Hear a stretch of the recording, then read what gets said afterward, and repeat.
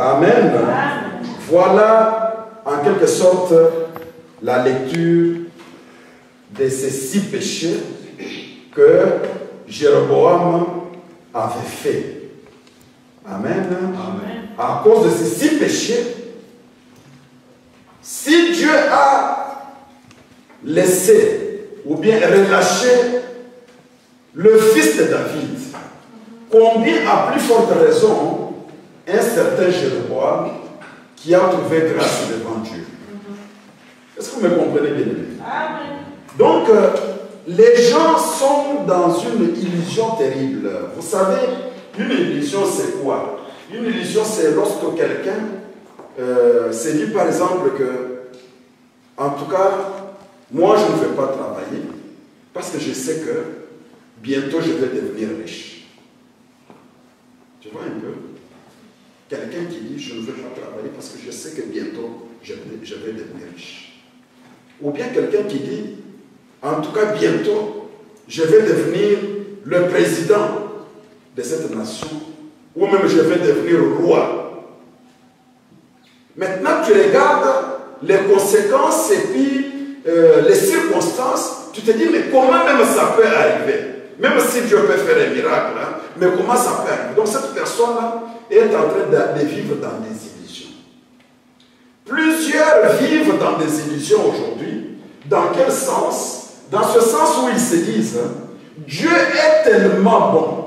Amen. Amen. Notre Dieu là, il est tellement bon qu'il aime le monde entier. Amen. Or, la Bible dit que Dieu n'aime pas le monde, mais il aime les gens qui lui appartiennent, qui sont dans le monde. Amen. Et c'est pourquoi quand il est venu, il dit que non, je ne prie pas pour le monde, moi, Jésus-Christ, mais je prie pour ceux que tu m'as donnés, et ceux-là qui étaient à toi, mais qui sont dans le monde. Amen. Amen. Or, la parole de Dieu déclare, parce que si tu déclares ces choses-là, on va te dire, mais ma soeur, tu es à côté, parce qu'il est dit que Dieu a tant aimé le monde qu'il a donné son Fils unique, et afin que, et les autres d'ailleurs n'arrivent même pas afin que, ils se limitent, Dieu a tant aimé le monde qu'il a donné son Fils unique, pour que le monde soit sauvé par son Fils unique. Non. Dieu n'a pas dit ça. Il a dit que le monde, ou bien ceux qui seront sauvés, ce sont ceux qui accepteront son Fils unique. Amen. Je pense que l'apôtre Thierry a essayé de toucher aussi ce point-là le dimanche passé, pour nous montrer ceci, que non, cela n'est pas donné à tout le monde. Donc, ici nous sommes en train de voir, bien aimés, que beaucoup sont en train de se tromper pour dire non, non, ils s'encouragent. Ils trouvent que non, ce Dieu-là ne peut pas abandonner autant de monde, autant de gens comme ça. Vraiment, même si ce Dieu-là, le Dieu-là, il est amour. Quand ils voient la démonstration de ce qui se fait dans le monde, la multitude des gens qui citent le nom de Jésus-Christ, pour eux, ils sont tellement émerveillés pour dire, oh, vraiment, il y a beaucoup de gens maintenant qui croient dans le Seigneur. Mais il faut que le Seigneur t'ouvre les yeux. Et chaque fois que tu vois des choses comme ça, au lieu de te réjouir, quelque part tu te poses des questions. Amen. Amen. Est-ce que tous ces gens sont-ils convertis? Citer le nom de Jésus-Christ, ce n'est pas un problème. Chanter pour la gloire de Dieu et organiser des grandes manifestations, ce n'est pas un problème. Mais est-ce que ces gens sont-ils convertis? Parce que si tous ces gens étaient convertis, les armes allaient se taire. Amen. Les armes allaient se taire. Mais les armes ne peuvent pas se taire parce qu'il y a la haine dans le monde. Parce que les gens ne s'aiment pas. Parce qu'il y a l'égoïsme. Y compris même ceux qui disent que non, nous avons le cœur d'aider les pays pauvres et c'est surtout ça. Non, ce n'est pas le cœur, le bon cœur d'aider les pays pauvres. Parce qu'ils savent ce qui est en train d'appauvrir ces pays pauvres. Est-ce que vous êtes là, bien? Ils savent bien. Donc si on veut aujourd'hui, par exemple, radier la pauvreté dans le monde, c'est quelque chose, ça ne peut même pas prendre 3 ans. Parce que remarquez des milliards qu'on a fait pour pouvoir faire remonter l'économie de l'Europe, par exemple. On parlait de milliards. Amen. Amen. Ces milliards-là venaient d'où? Amen. Ça vient des pays pauvres. Et après, lorsque vous avez renfloué maintenant vos caisses, vous dites, vraiment, nous avons pitié de ces pays pauvres. Et donc, c'est pour montrer ceci, que la Bible a raison pour dire, les gens font confiance dans les autorités qui sont en train de les conduire. Or, ce sont ces mêmes autorités qui sont en train, effectivement, de les traîner derrière. Amen. Amen. Donc, c'est pour dire ceci, qu'il n'y a pas l'amour. C'est dommage si toi tu regardes des grandes manifestations. Moi, il y a un pasteur qui m'avait envoyé en quelque sorte un link ou bien un lien d'un pasteur qui est en France et il est le seul francophone qu'on avait invité aux États-Unis. C'était une grande manifestation. Alors les gens se sont dit non, ça va quand même parce que là-bas, c'était simplement l'espagnol ou bien l'anglais. Et de voir quelqu'un qui vient, qui parle aussi en français, et c'était sur tout ça. J'ai dit, bon, je vais quand même écouter qu'est-ce qu'il a dit dans cette manifestation. Amen. Amen. Si pour toi tout, et les chrétiens se sont réunis, ils sont en train de prier, alors c'est dommage. Mais la parole que nous sommes en train de prêcher est adressée comme aux prémices. Les prémices d'Israël, c'est ce qui les 144 000. Amen. Le vendredi, nous avons essayé de voir cette différence-là. Et les gens qui étaient avec nous le vendredi disent, non, non, les 144 000 ont trouvé simplement grâce. J'ai dit non. Il faut que la parole s'interprète d'elle-même. Nous sommes partis dans le livre d'Ézéchiel et nous avons vu que non. De la même manière que Dieu a ordonné qu'on mette le sceau sur ces gens-là de Daniel, si les 144 000 dans le livre d'Apocalypse, on les appelle les serviteurs de Dieu, alors les serviteurs-là doivent avoir quelque chose qui a retenu l'attention de notre Dieu pour qu'il puisse ordonner qu'on les mette le sceau. J'ai posé la question. Imaginez-vous que, comme on dit par exemple qu'on a mis 12 000 le sceau, donc c'est-à-dire les anges qui sont en train de mettre les cachets, les sceaux, dès qu'ils rencontrent les gens par exemple de la tribu de Juda, le premier caché, le deuxième caché, jusqu'à 12 000. Les premières personnes qu'on rencontre, non. Si tel est le cas, Dieu est juste. Amen. C'est-à-dire tous ceux qui viendront après, vous êtes venus en retard. Non, ça ne pouvait pas être ainsi. Les cachets et les sceaux, on les a mis sur les gens que Dieu avait remarqués. Amen. Amen. Dieu avait remarqué ces gens-là. Et il trouvait que chaque jour, ces gens-là, quand ils voyaient les gens, eux, ils avaient toujours mal au cœur. Alléluia. Amen. Si dans ta vie bien-aimée, tu peux venir même à l'église comme ça, tout est bien. Oh, vraiment, c'est notre église. Oh là là. Dieu ne peut pas t'ouvrir les yeux pour voir qu'est-ce qui ne va pas. Et si Dieu t'a ouvert, qu'est-ce qui ne va pas? Il veut t'utiliser toi. Amen. Et non pas aller à côté pour dire non, non, non, mais voilà, ça n'a toujours jamais marché. Non, il veut t'utiliser toi que Dieu a ouvert les yeux pour voir. Voilà les prémices, bien-aimés. Notre évangile s'adresse aux prémices. Est-ce que tu es prémisse de Dieu? Amen. Amen. La première récolte que le Seigneur viendra récolter. Parce que les prémices de Dieu, ils ont retenu l'attention de Dieu quelque part. Amen. Amen. Ils ne peuvent jamais voir l'apparence et se réjouir. Mais ils se réjouissent quand ils voient les fruits. Or, les fruits aujourd'hui, ce sont ces gens-là qui sont en train, aujourd'hui, que ce soit même en Afrique, les églises sont devenues des empires. Amen. Amen. Vous connaissez un empire. Amen. Frère Ben, vous voyez bien empire. Royaume. Amen. Donc c'est devenu des royaumes. Donc dès que Pasteur Augustin n'est pas là, on va prendre l'un de son fils. Amen. Même s'il y a des gens qui ont fait preuve, qui le connaissent les Écritures, mais ça va maintenant de père en fils, et quand ce fils-là va mourir, ça sera encore son fils, et c'est surtout ça. Où est-ce qu'on a vu ces choses dans les Écritures? Mais quand les gens sont en train de voir ça, y compris les gens qui sont dans ces églises-là, ils trouvent que non, c'est la parole de Dieu. Dans ces églises où les micros eux-mêmes sont empoisonnés, le micro qu'on offre à un serviteur de Dieu, il y a du poison. La nourriture est empoisonnée. Dans tout cela, quand toi tu es en train de regarder, tu dis, oh vraiment, les gens, vraiment, beaucoup de gens se sont donnés au Seigneur. Si dans nos cœurs, tous les jours, et tout ce que tu vois, tu ne pleures pas, tu peux visiter même une église, mais toi tu pleures, tu dis, mais c'est quoi au juste? Amen.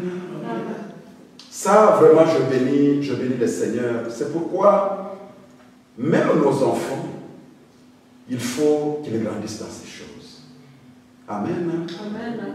Et puis, quand ils ont grandi, tu ne peux pas dévier et commencer à leur dire quelque chose pour, en quelque sorte, les encourager. Non. Bien aimé. Donc, c'est-à-dire, les enfants qui reconnaissent la parole de Dieu. Donc, je vous ai toujours donné l'exemple de Peter. Il a visité l'église des Américains. Il a visité l'église des Congolais qui sont en Amérique. Il a dit que non, papa, ça ne va pas. Amen. Ça ne va pas. J'ai encouragé, non, vas-y comme ça, tu auras des occasions pour que tu puisses avoir les thèmes pour lesquels on peut discuter. Il a fait l'effort, mais par après, ça ne va pas. Les gens qui l'avaient hébergé sont partis informer le pasteur que voilà, nous avons un jeune, il est en train de mettre en doute ce que vous faites. Le pasteur est venu à la maison, ils ont partagé. Il a trouvé qu'il était à côté. Amen. Il est allé en France. Il a dit, mais papa, tu nous as dit que nous parlons le même langage. Amen. Même Aaron, le fils de la sœur Georgette, il n'est pas resté au milieu de nous plusieurs jours, bien aimé. Mais il a fait un effort. Pendant le temps qu'il était ici, il quittait parfois leur maison et il venait à la maison. On partageait la parole de Dieu. Dieu l'a éclairé beaucoup de choses par rapport à la connaissance qu'il avait en Angola. Amen. Amen. Jusqu'à aujourd'hui, ce jeune-là, il arrive en France, il ne trouve pas. Quand il part, il visite une église. Alléluia. Il ne se retrouve pas. Il dit, pasteur, mieux vaut que je reste là. Mais quand moi j'entends comme ça, et un adulte qui est avec nous, si c'est combien d'années, il peut aller écouter la parole de Dieu, prier même tout ça, et retourner et se dire, non, non, j'étais à l'église. Bien aimé, je me dis, ben, qu'est-ce que tu fais? Que le Seigneur soit béni. Amen. Amen. Parce que ça dépend, qu'est-ce que tu comprends de la parole de Dieu? Jamais quelqu'un peut être avec nous 2 ans, 3 ans, et arriver dans une église et trouver que non, c'est toujours la même Bible. C'est toujours la même parole. Bien aimé, je ne pense pas. Je ne pense pas. À moins que ça soit un autre esprit. Amen. Parce que tout ce que vous voyez ici, bien aimé, il n'y a pas longtemps, vous avez vu l'évêque de Cour. Quel est le procès qu'on est en train de lui faire? Bien sûr catholique. Mais au milieu des gens, en Allemagne, qu'est-ce qu'il pouvait dire? Il a ouvert simplement le livre de Lévitique que nous aussi nous prêchons ici, ça fait beaucoup du bruit depuis l'Allemagne jusqu'à ici. On est en train de l'intenter même au procès. Amen. Amen, bien-aimé. Vous savez, ça fait mal. Amen. Peut-être que la sœur Dorothée peut se souvenir. J'ai dit, vous savez, ce n'est pas que quelqu'un peut manquer du temps, que quelqu'un te réserve du temps pour venir te visiter à la maison. C'est-à-dire, Dieu m'a mis quelque chose dans mon cœur. C'est pour t'amener quelque part. Mais si on trouve que tu n'arrives toujours pas, tu ne comprends même pas les choses là, c'est-à-dire que ce n'est pas destiné pour toi. Amen. Hein? Amen. Donc, on ne s'invente pas, mais c'est difficile. Et qui peut comprendre ce langage si au moins quelqu'un qui jette les regards dans les Écritures. Amen. Amen. Voilà le cas de Jéroboam. Il a interdit aux gens de ne plus aller à Jérusalem. Or, à Jérusalem, c'est le seul lieu où, si tu veux rencontrer ton Dieu, c'est simplement à Jérusalem. Vous vous souvenez, Salomon, quand il a fait le temple, Salomon a construit le temple, non? Amen. Amen. Qui était le 40e temple.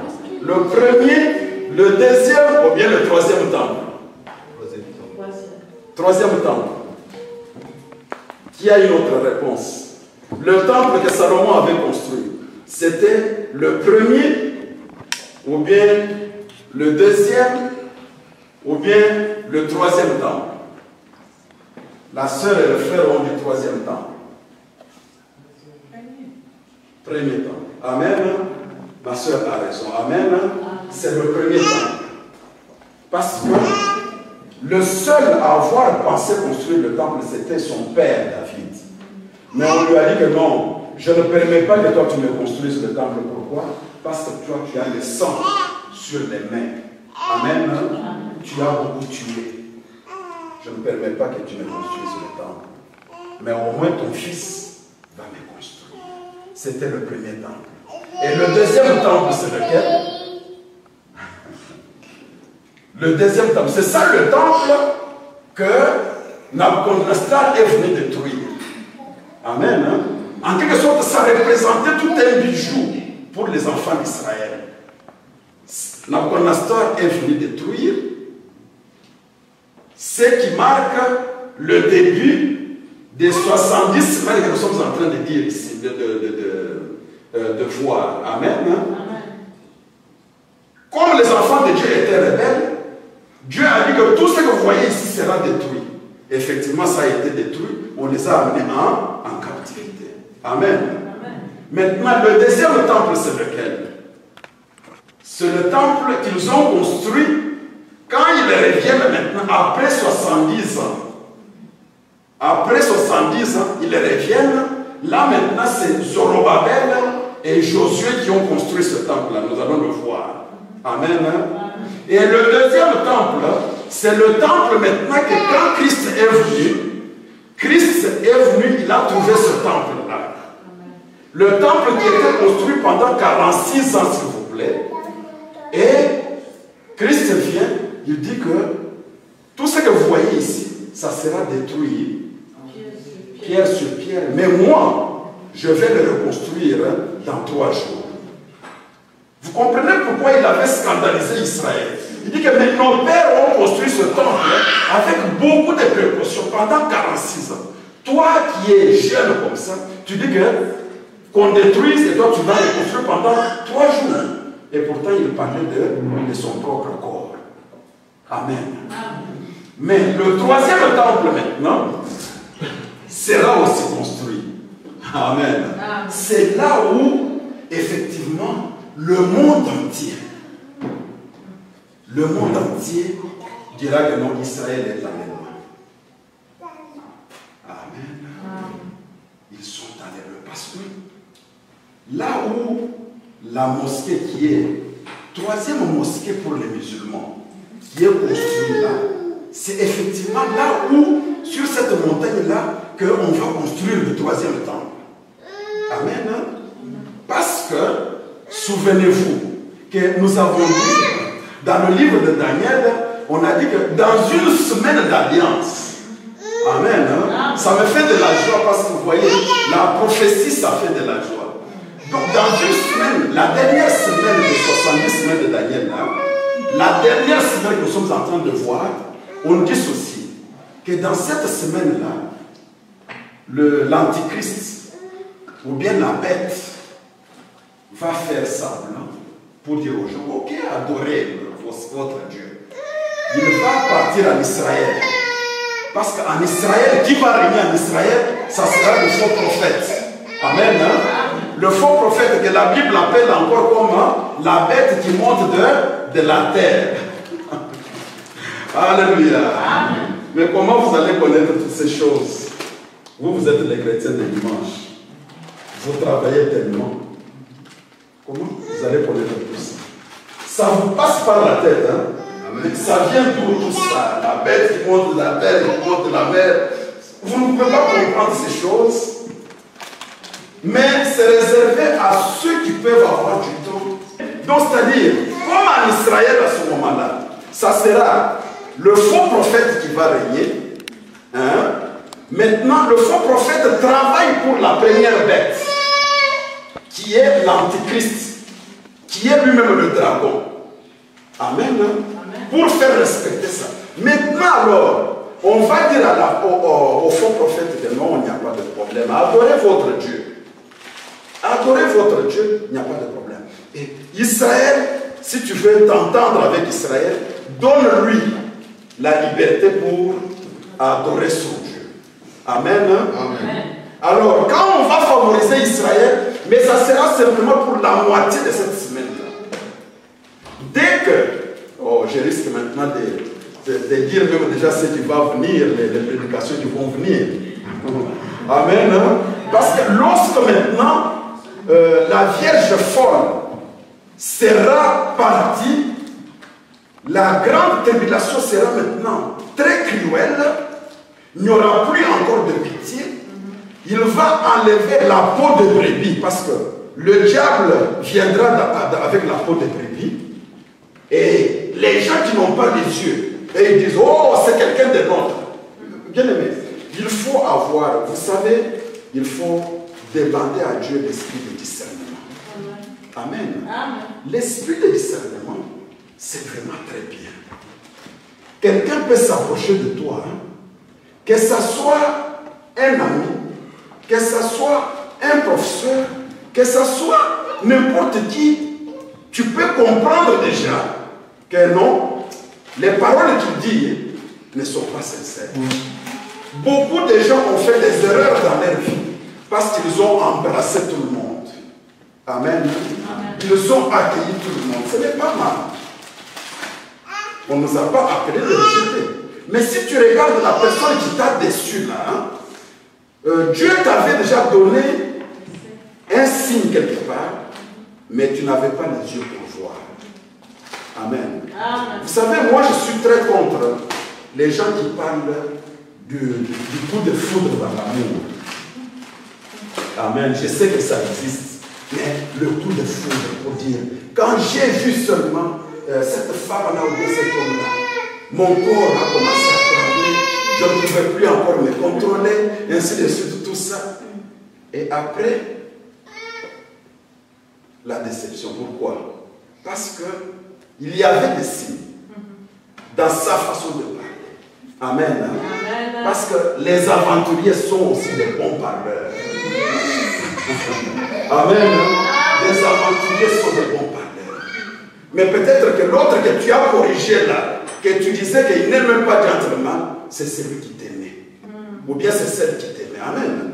Alors, qu'est-ce que je veux dire par là? Je veux dire qu'il faut avoir l'esprit de discernement. Ici, on dit ceci, que le diable viendra avec la peau des brebis. Hein? Il adore aussi, parce que la brebis aime l'adoration. Mais seulement, cela ne vient pas du fond de son cœur. Amen. Amen. Bien aimé. Il y a beaucoup d'appelés, mais peu de lits. C'est la parole de Dieu qui le dit, non? Est-ce que vous tenez quand même compte de ces choses?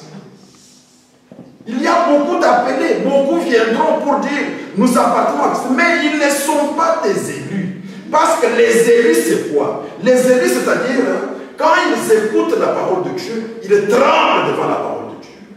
Alléluia. La parole a l'écho dans cette personne. À tel point que, quand il met en pratique, Dieu, là au ciel, il témoigne que non, mon fils a écouté la parole pour la deuxième fois. Amen. Amen. Parce que la première fois, on l'avait écouté quand?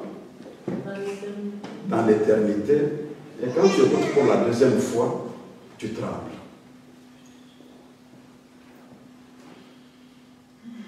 Ce sont des choses un peu...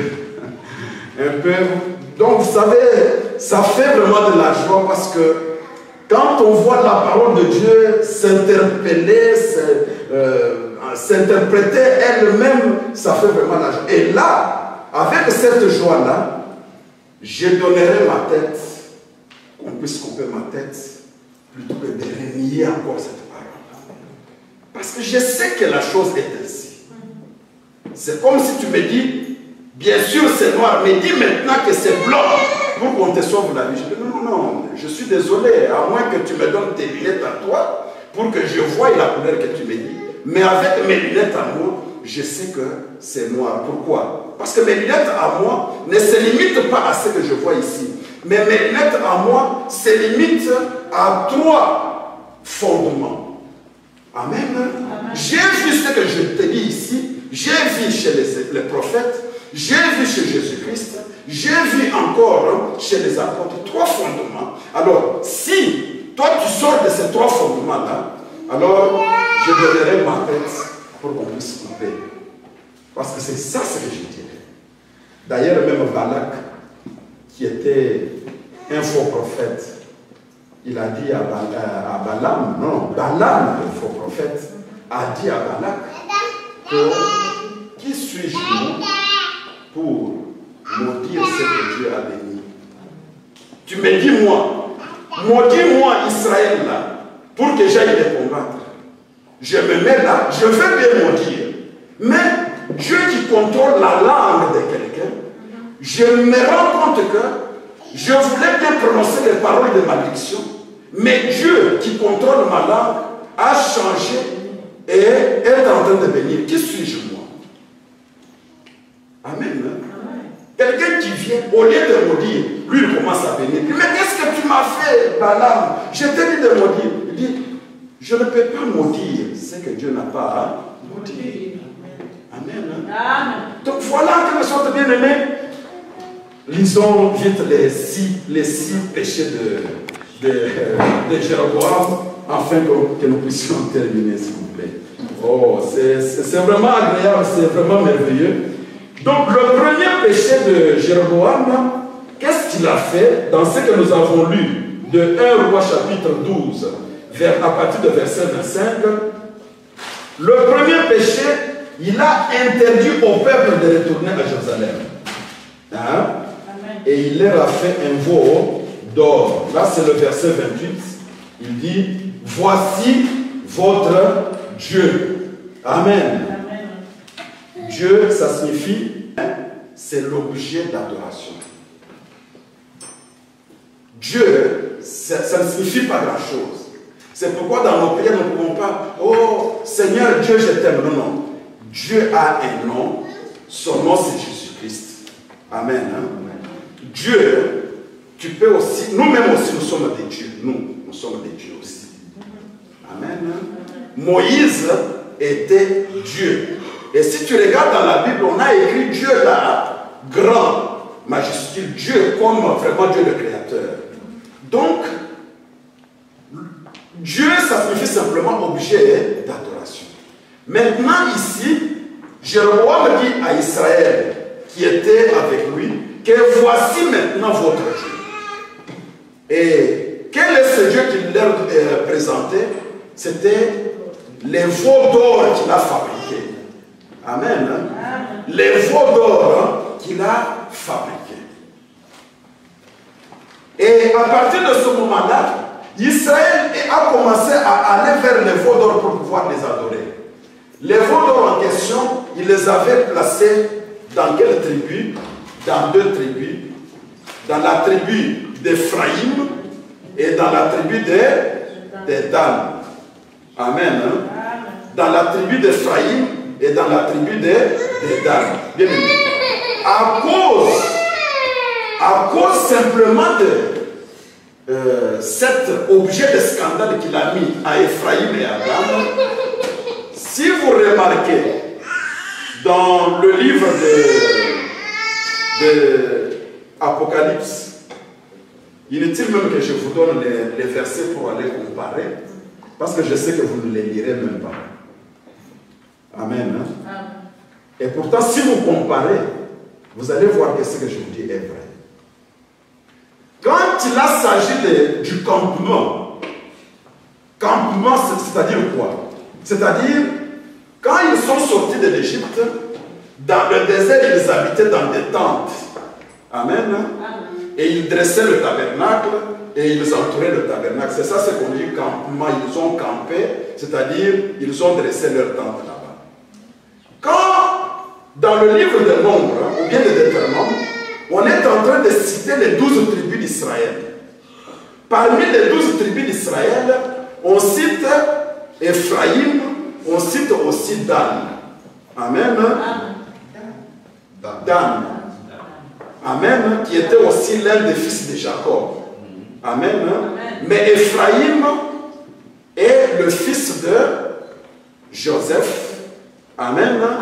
Maintenant, quand Jacob est venu en Égypte, il a dit à Joseph que les deux fils que tu as mis au monde avant que moi je vienne en Israël ne sont plus tes enfants. C'est pourquoi alors une grand-mère ou bien un grand-père peut aussi prendre les enfants de son fils ou bien de sa fille. Amen. Amen. Et il dit non, non, ces enfants ici ne sont plus tes enfants, ce sont mes enfants. Amen. Amen. Car si il ne faut pas refuser, hein, si maman te dit que non, ton premier fils là c'est mon enfant, il ne faut pas refuser. Amen. Amen. Les grands-pères peuvent aussi le faire. Jacob a dit à son fils, tellement que j'ai beaucoup souffert, les deux fils que tu m'as présentés là ne sont plus à toi, sont maintenant à moi. C'est pourquoi vous voyez, les enfants de Joseph sont comptés parmi les autres oncles. Eux n'appelaient plus les Judas là. Judas était grand, mais il ne l'appelait pas oncle, mais il l'appelait grand frère. Parce que tous sont devenus des fils de Jacob. Aïe, aïe, aïe, aïe. Je pensais peut-être que c'est une histoire que vous connaissez, non? Amen. Amen. Il faut lire la Bible, bien aimé. Il faut aimer la Bible. Lire quand même des histoires, ça te donne aussi beaucoup d'idées.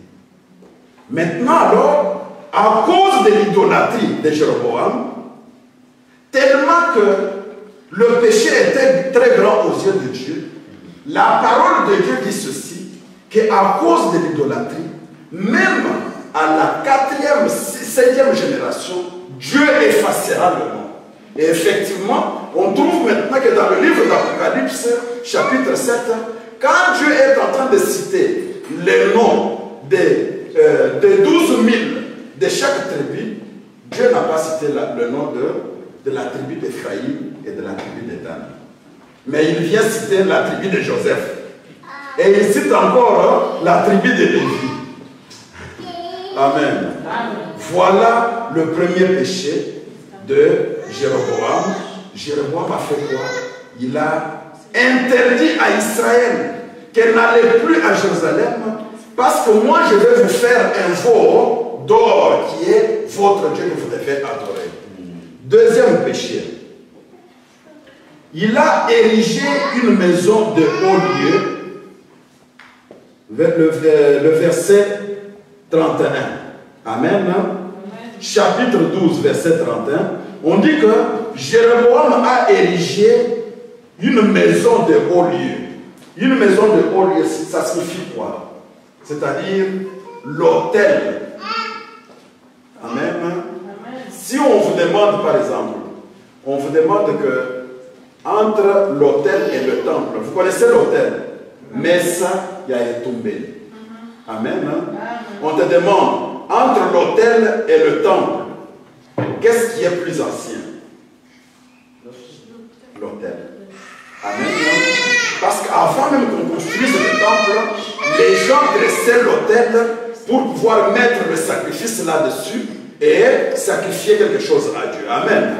Maintenant, on dit ceci. Ils ont fait les maisons de haut lieu.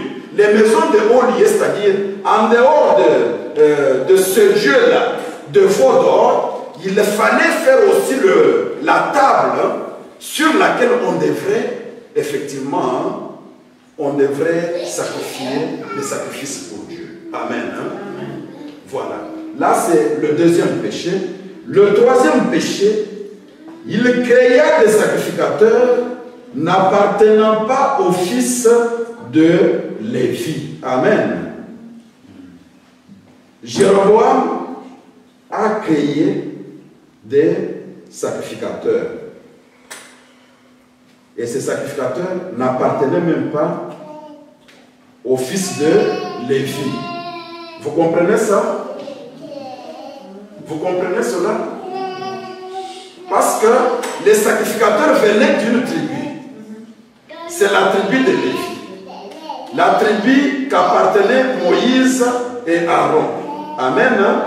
En dehors de cette tribu-là que Dieu avait choisi, que c'est une tribu qui m'appartient, personne autre parmi les autres tribus d'Israël ne pouvait se dire qu'il appartient, il est sacrificateur. Vous êtes d'accord avec moi? Amen. Maintenant alors, comme les sacrificateurs sont restés à Jérusalem, et Jéroboam se retrouve de l'autre côté, il n'ira pas prendre les sacrificateurs qui sont à Jérusalem pour les amener vers lui. Parce qu'eux n'accepteront pas. Amen. Qu'est-ce qui se passe alors? C'est-à-dire, il faut qu'il crée lui-même des sacrificateurs. Amen. Amen. Amen. Les sacrificateurs, on ne les crée pas. Mais les sacrificateurs sont établis par Dieu. Amen. C'est pourquoi quelqu'un m'avait posé la question pour dire, mais nous avons déjà plus de 15 ans, pourquoi dans notre église on n'a pas encore établi des anciens, ni même des pasteurs, des ministres, et ainsi de suite, tout ça? Ce n'est pas un homme qui peut établir les anciens. Nous avons essayé déjà de voir avec vous que les anciens, c'est vous. Amen.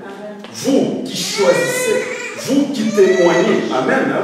Vous ne choisissez pas parce que s'il faut choisir, c'est-à-dire, par exemple, Frère Ben choisira Frère Emma parce qu'il y a Amen. Mais ce n'est pas vous qui allez choisir, mais c'est vous qui allez témoigner par rapport à la doctrine, par rapport à la manière, le zèle de cette personne-là. Vous dites vraiment, ce frère s'est distingué parmi tant d'autres. Amen. Nous trouvons vraiment que ce frère mérite vraiment ses honneurs. Amen. Le ministre, ce n'est pas moi qui vais choisir pour dire, ah frère, comme toi tu parles très bien, tu es éloquent, hein, tu es vraiment comme gentleman, quand toi tu parles, les gens t'écoutent, viens, c'est toi l'homme de Dieu. Non, non. C'est la personne qui est au milieu de vous et il fait ses preuves. Vous tous, vous êtes en train de voir que cette personne a la parole. Alléluia. Amen. Amen. Amen.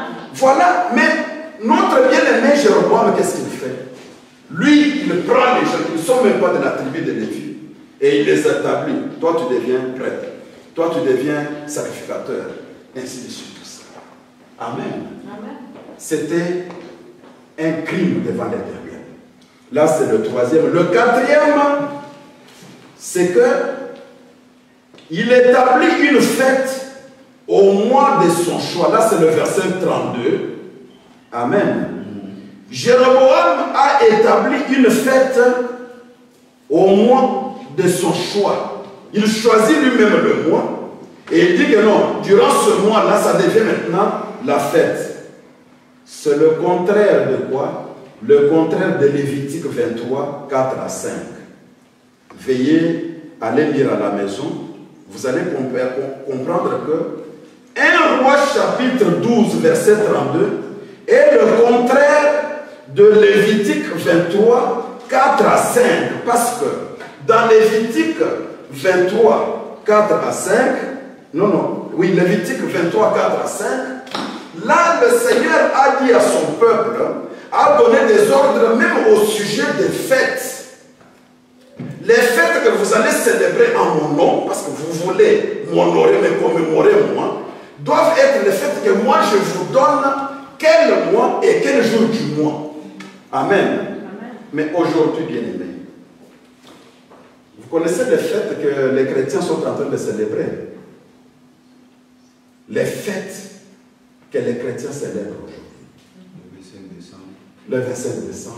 Amen. Amen. Après si c'est combien de mois, on fête la Pâque, on est en train de dire la Pentecôte, et c'est tout ça. Maintenant, est-ce que ces fêtes-là, c'est Dieu qui les a établies? Amen. Bien-aimé, vous savez, ça fait très mal, bien-aimé. Moi, je suis tout à fait d'accord quand quelqu'un me dit, vous savez que tu peux encourager quelqu'un, va prier tout ça. Mais quelqu'un te dit que, pasteur, je suis arrivé là où tu m'as envoyé. J'ai vu que nous ne parlons pas le même langage. Celui qui te dit là, c'est un jeune qui n'a même pas encore 20 ans. Amen. Ok. Quand tu me dis comme ça, tu dois te défendre. Pourquoi toi tu as trouvé que nous n'avons pas le même langage? Il commence à te donner les détails. Tu dis non, cet enfant a raison. Amen. Amen. Ok. Si c'est comme ça, alors, si tu as le temps, par Skype, ainsi de suite, tout ça, tu as une question, on peut toujours parler, ainsi de suite, tout ça. Amen. Amen. Bien-aimé, c'est dommage. Vraiment, c'est dommage. C'est dommage, donc, la parole de Dieu, que tu puisses faire quelque chose sans que tu voyes la référence dans les Écritures. Mais tu es en train de le faire simplement, mais tout le monde est en train de fêter. Tous les chrétiens dans le monde entier sont en train de fêter. Ta place n'est pas avec nous. Amen. C'est pourquoi les Saintes Écritures disent ceci. C'est lui qui nous a quittés. Il nous a quittés parce qu'il n'était pas des nôtres. Amen. Parce que s'il était des nôtres, il ne pouvait pas nous quitter. La parole de Dieu, elle est une et indivisible, bien-aimé. Même si tu n'es plus en Suisse, mais là où toi tu seras, si effectivement tu es instruit selon les Saintes Écritures, tu écouteras le langage et tu vas te reconnaître dans ce langage-là. Amen. Amen. Et quand tu t'es reconnu dans ce langage, encourage l'homme que tu as rencontré. Il ne faut pas dire non, mon pasteur, c'est seulement pasteur. Non, cet homme de Dieu-là, que Dieu a fait que tu puisses entendre cette parole, va, rencontre-lui, fais la connaissance de cette personne-là. Parle-lui aussi de là où toi tu viens. Amen. Amen. C'est de cette manière qu'on peut grandir. Amen. Bien-aimé, comment expliquer sur les fêtes de Noël?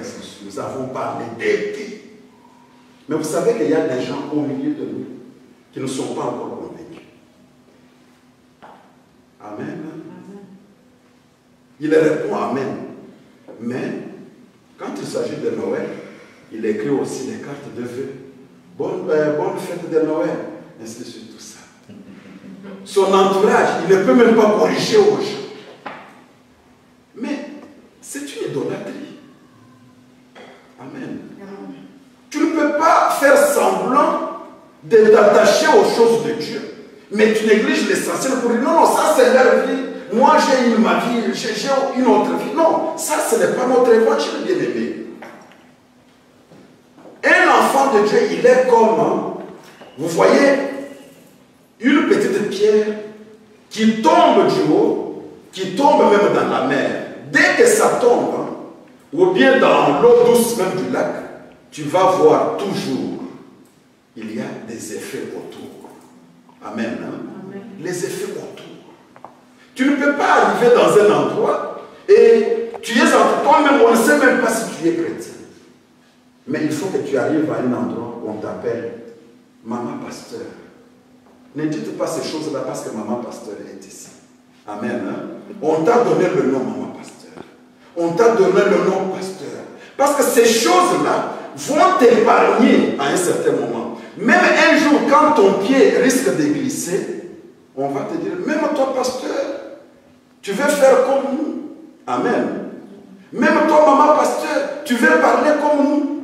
Amen. Même toi, tu peux te fâcher comme nous. Donc, lorsqu'on te ramène un peu ainsi, ça devient aussi un signe pour pouvoir te sécuriser dans la marche. Mais il y a des gens bien aimés, donc c'est-à-dire l'entourage ne sait même pas quelle est sa position. C'est dangereux. Jéroboam lui-même a donné le nom. Le nom du verset, la date du 25 décembre, ça n'existe nulle part. Nulle part dans les Écritures, comme nous avons dit que selon le fondement des prophètes, aucun prophète n'a fêté sa naissance. Amen. Ni même la naissance de son fils. Aucun Jésus-Christ n'a pas dit aux disciples de fêter sa naissance. Jusqu'à l'âge de 33 ans et demi, on ne connaît pas quel est le jour où il était né. Les apôtres, la même chose. Mais seulement il a dit, le jour de la mort est plus grand que le jour de la naissance. Amen. Amen. C'est ce jour-là que vous devez penser à moi. Donc quand nous mangeons le repas du Seigneur, c'est-à-dire nous sommes en train de penser au Seigneur. Mais bien aimé, imaginez un peu quelle peut être ma surprise, ma déception, de voir que nous n'avons qu'une seule fête. La fête que nous avons, c'est le repas du Seigneur. Bien aimé, on informe aux gens que nous aurons le repas du Seigneur. Vous savez, nous étions combien pour le repas du Seigneur passé ici? Nous étions, je pense, 4 personnes. Amen. Pardon? Non, nous étions 4 personnes de cette église. Amen. Et les autres étaient invités comme le frère Papi et sa famille, comme les autres. Donc, c'est-à-dire, pour les autres, ça ne leur dit absolument rien. Mais si nous ne pouvons pas communier autour de la table du Seigneur, nous sommes un en quoi? Amen. C'est une fête vraiment terrible parce que à partir de la table du Seigneur, si on dit que celui qui mange indignement la table du Seigneur, il est même frappé de maladie, de la même manière aussi que quand quelqu'un a pris ce rendez-vous-là avec beaucoup de sérieux, ça peut aussi guérir des maladies. Ça peut aussi faire beaucoup de choses. Bien aimé. Mais on informe, on annonce à l'église, parce que quand on fait cette fête-là, ce n'est pas que demain on va encore faire. Donc, c'est-à-dire chacun est dans son coin. Chacun a ses préoccupations. Tu te demandes, tu dis, mais est-ce que nous parlons le même langage? Est-ce que nous avons la même source? Est-ce que nous buvons à la même source?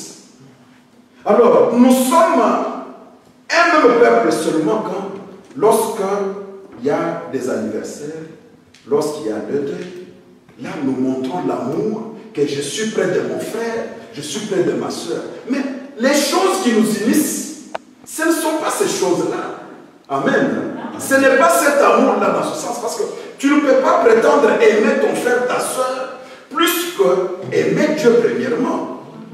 Si tu aimes premièrement ton Dieu, c'est ça le procès qu'on fait à cet évêque-là. On dit, lui, il est en train de parler que l'homme qui fait l'amour avec un autre homme du même sexe, ils seront jugés de mort. Comment il a parlé de la mort? Est-ce que dans l'évangile d'aujourd'hui, est-ce qu'on peut parler encore de la mort? En quelque sorte, qu'est-ce qu'il peut dire?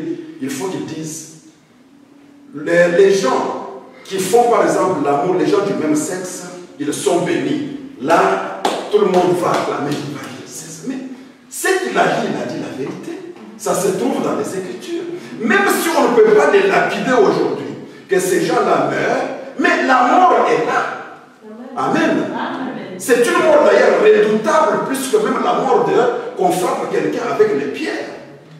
Cette personne est séparée de son Dieu. Amen. Bien aimé. Donc c'est-à-dire, lorsque nous faisons l'analyse de toutes ces choses, on se dit, mais on veut prétendre l'amour du prochain plus que l'amour de Dieu.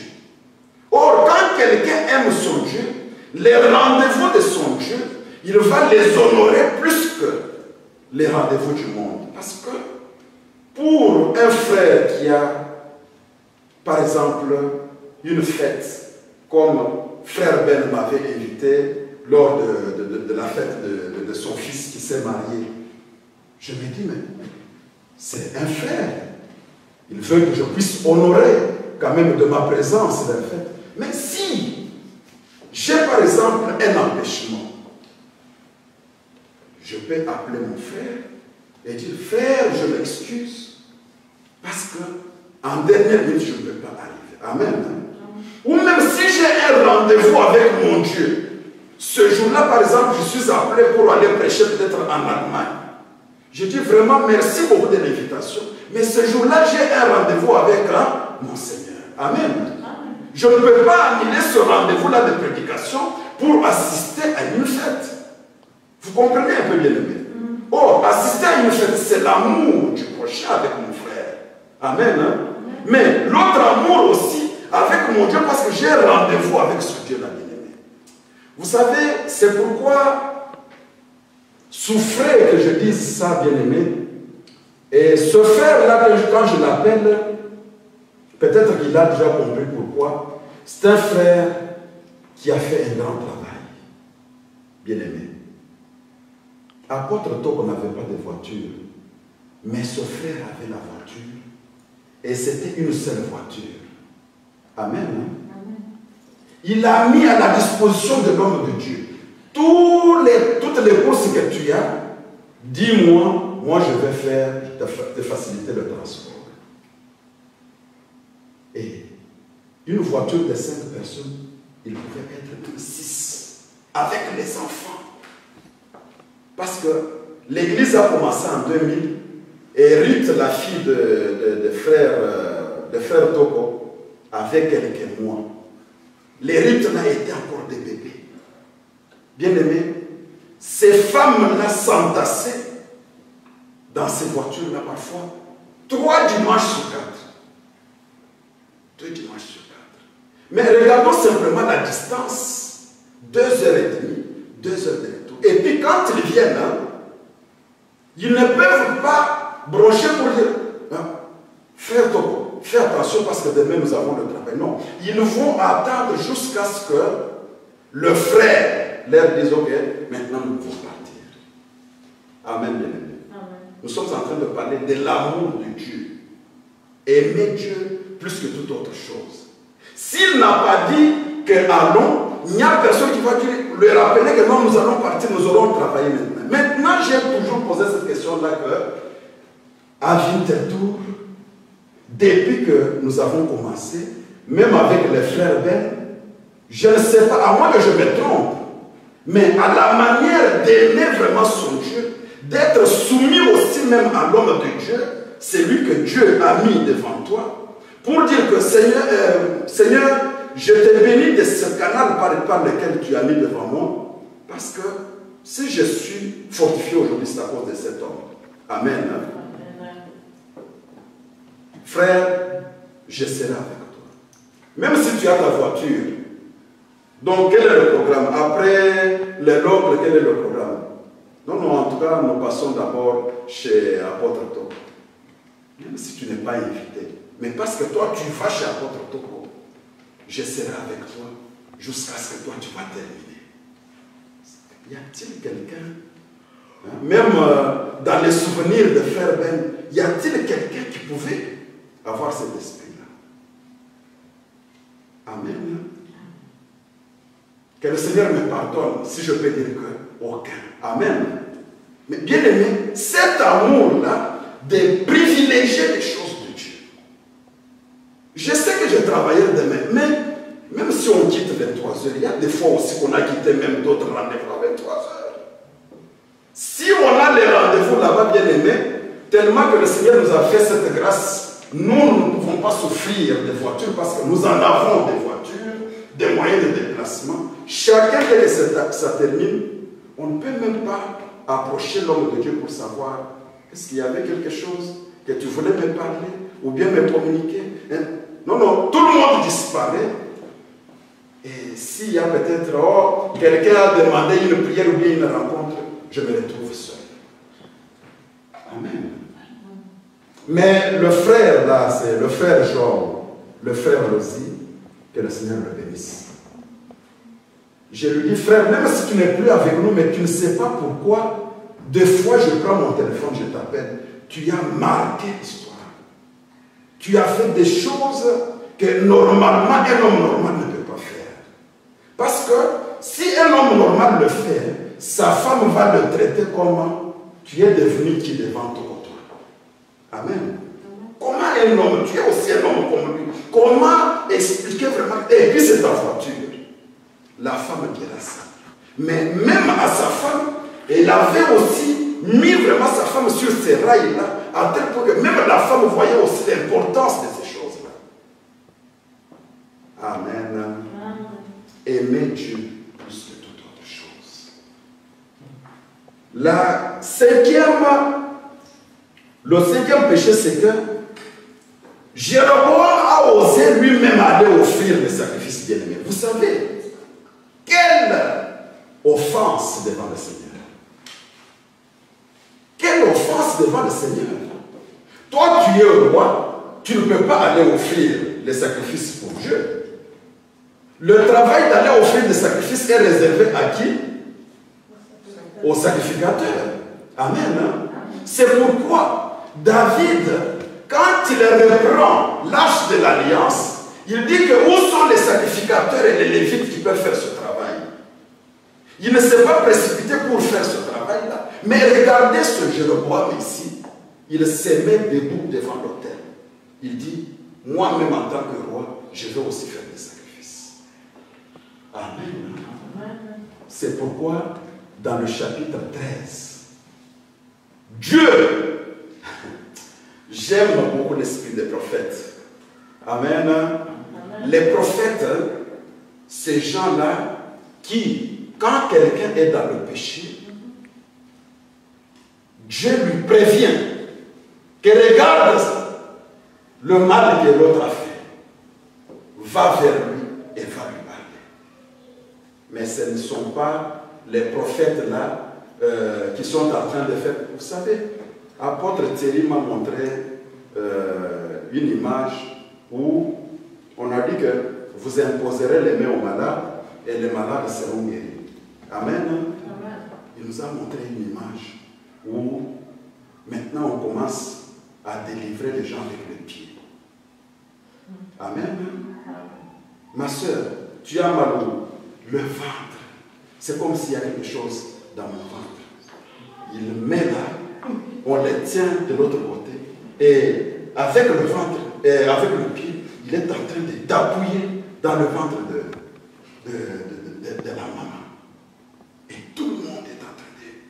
Oh, vraiment, Dieu est en train de faire des miracles. Amen. Et parfois, des choses sortent. On dit, voilà maintenant ce qui faisait mal dans le ventre. Les mauvais esprits sont sortis. Alléluia. Les mauvais esprits. Bien aimé, avec le pied, on est en train de délivrer quelqu'un. Avec le pied. Amen. Mais ici maintenant, nous sommes en train de voir que dans le cinquième péché, on dit qu'il offre le sacrifice lui-même. Maintenant, je parlais de l'esprit des prophètes comment? Dieu envoie un jeune prophète. Dans le chapitre 13, de 1 roi, vous allez lire à la maison si vous avez le temps. Si vous avez le temps. Sinon, celui qui a lu pour vous peut vous expliquer. Amen. Comme vous n'avez pas le temps de lire ni de méditer, bon, c'est lui qui a médité pour vous, peut vous expliquer en bref. Le jeune prophète, Dieu lui prévient que regarde, Jéroboam, ce qu'il veut faire. Il veut partir encore pour offrir des sacrifices. Le jeune prophète arrive, il trouve le roi devant l'autel pour offrir. Il n'a pas maudit le roi, mais il maudit l'autel. Alléluia. Il commence à maudire l'autel. L'autel. Que tu sois maudit. Et c'est pourquoi Dieu est en train de dire ceci. Toi, l'autel, tu vas te fendre, c'est-à-dire au Robukana. Amen. Et alors, les cendres qui sont au-dessus de toi vont se répandre, vont écoquer. Le cendre s'est rompu. Or, il est interdit à l'autel que le cendre ne peut pas se rompre. Mais le jeune prophète, il arrive, il maudit l'autel. Que parce que ce que Jéroboam est en train de faire, ça ne peut pas se faire. Et directement, quand il est en train de maudire l'autel, Jéroboam était en colère. Il dit, oui, si c'est moi qui suis l'homme puissant, il élève la main de cette manière pour menacer l'homme de Dieu. Il dit que qui t'a dit toi? Et au même moment qu'il a dit, il ne pouvait plus encore ramener son bras. Le bras est resté tendu. Amen.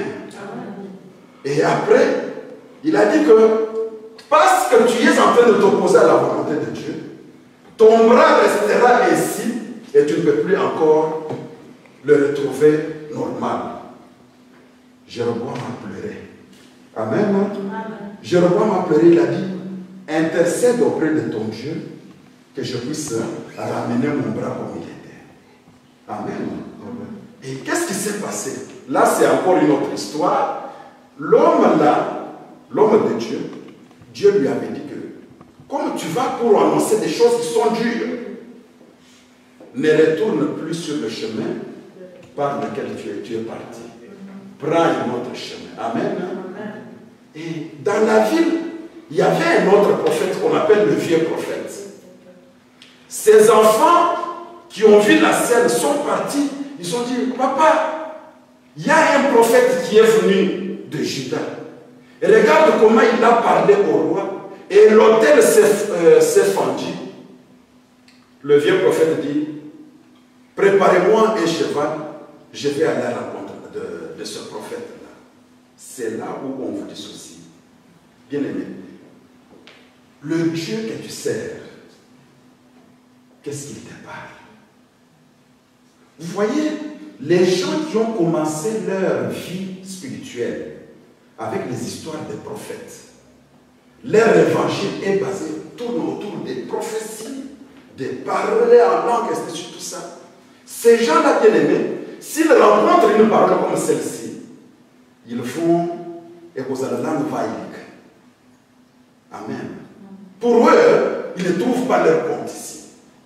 Mais ils aiment, comme nos enfants là, qui sont partis, qui ont écouté. Et ces églises-là qu'ils mettent en doute, ce sont des grandes églises. En Amérique, chez les Blancs ou bien chez les Congolais, c'est des grandes églises. Mais un jeune qui arrive là, qui écoute ces gens-là, qui trouve qu'il n'y a rien ici. Amen. Mais ces gens-là, qui sont habitués aussi avec des prophéties, s'ils viennent au milieu de nous, ils vont se dire, mais c'est quoi? Qu'est-ce qu'ils sont en train de faire? Ils ne retrouvent pas leur compte ici. Et c'est pourquoi je ne peux pas accepter, moi, que quelqu'un qui écoute notre évangile, qui arrive quelque part, qui donne l'oreille et qui répond Amen. C'est impossible. Impossible. Ça ne peut pas arriver.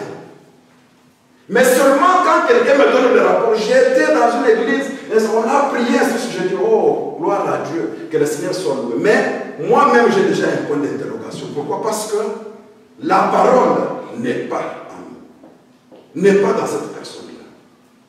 Mais regardez maintenant, cette personne-là, le vieux prophète, poursuit maintenant le jeune prophète. Et il vient avec son cheval, il trouve le jeune prophète qui avait prophétisé.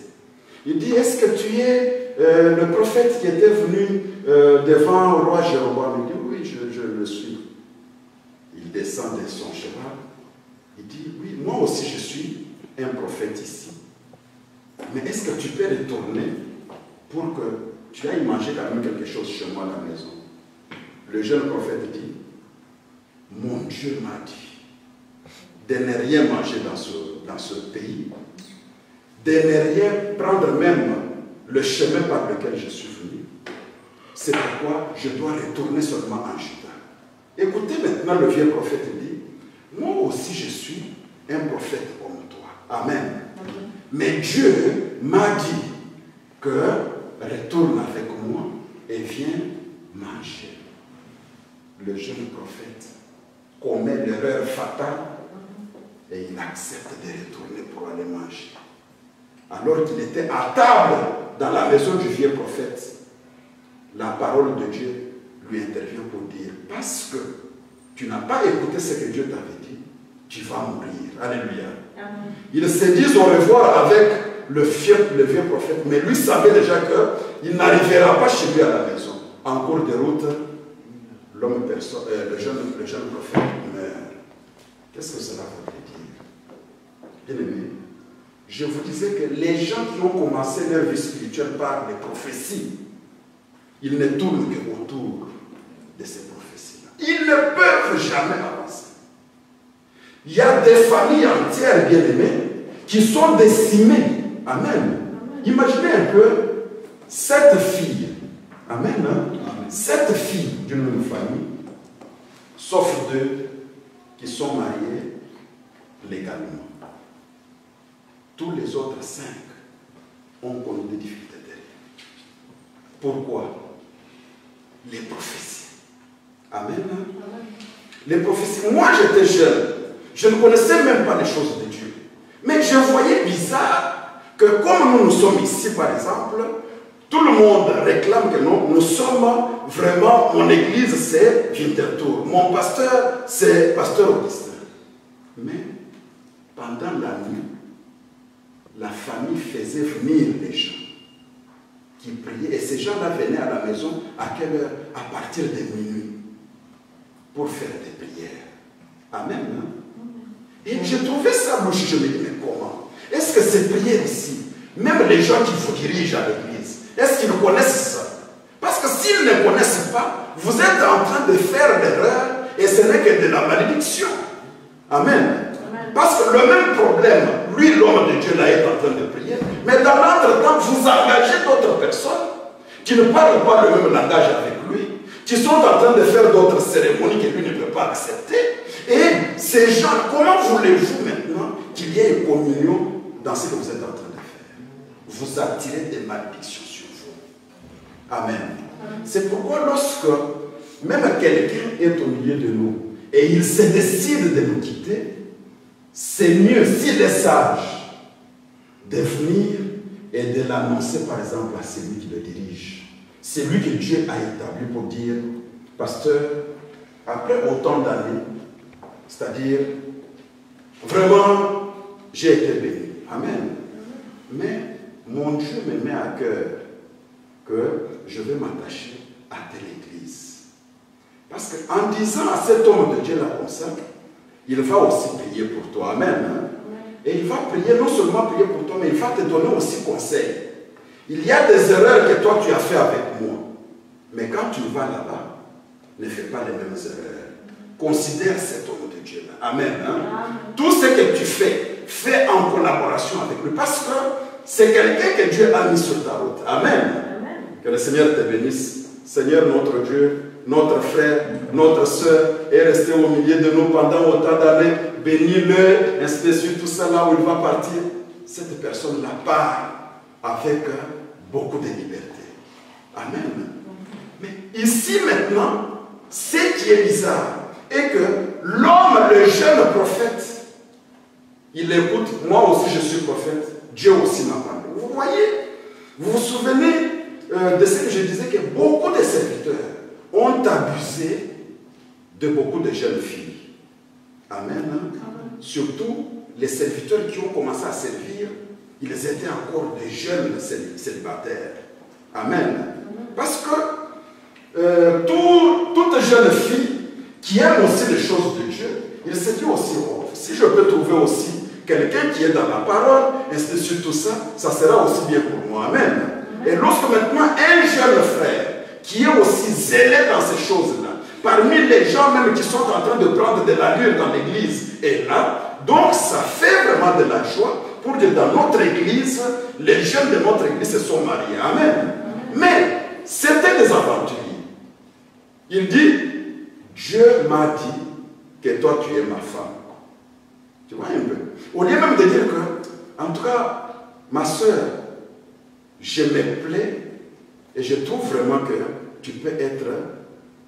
Nous pouvons construire quand même quelque chose de cela. Mais lui dit, Dieu m'a montré que toi tu es ma femme. Alors, ces jeunes frères-là ont eu aussi beaucoup de jeunes sœurs et abusé de beaucoup pour dire Dieu m'a dit. Mais si le jeune prophète, lui aussi pouvait dire, moi, Dieu m'a parlé. Amen. Si tel est le cas, que Dieu me parle maintenant. Amen. Parce que si Dieu ne me parle pas maintenant, moi je vais continuer ma route. Amen. S'il avait dit comme ça, est-ce que le malheur pouvait lui arriver? Non. Le jeune homme, le jeune prophète a dit, ok, comme tu es aussi prophète, et que Dieu t'a dit que je dois retourner aller manger dans ta maison, peut-être il avait déjà faim, hein? Vous savez, quand peut-être il avait déjà faim, et il trouve... parce que tu vois, quelqu'un peut avoir faim, et il fait semblant, il dit, ah, non, en tout cas, moi je ne vais pas manger. Mais s'il trouve aussi quelqu'un qui insiste, pour dire, ah frère, ma sœur, mangeons tout ça. Il peut manger parce qu'il a faim. Amen. Mais supposons maintenant, tu offres quelque chose à manger et la personne dit, non, non, en tout cas, je n'ai même pas faim. Et directement, on emballe les choses qu'on avait déjà mis à table. On dit, non, non, la personne que je voulais servir n'a même pas faim. Amen. Même la personne va se dire, oh, elle voulait essayer si je vais manger ou bien. Mais si effectivement de tout ton cœur, tu veux insister qu'il mange, tu dis, oh, mais mangeons, j'ai fait avec joie, et ainsi de suite. Tu vas voir seulement parce qu'il a faim, il va manger. Et je pense que le jeune prophète, parce qu'il avait faim, il a trouvé que non, peut-être la table est déjà apprêtée. C'est pourquoi il est retourné. Or, c'était la mort. Amen. Hein? Bien-aimé, consultez Dieu.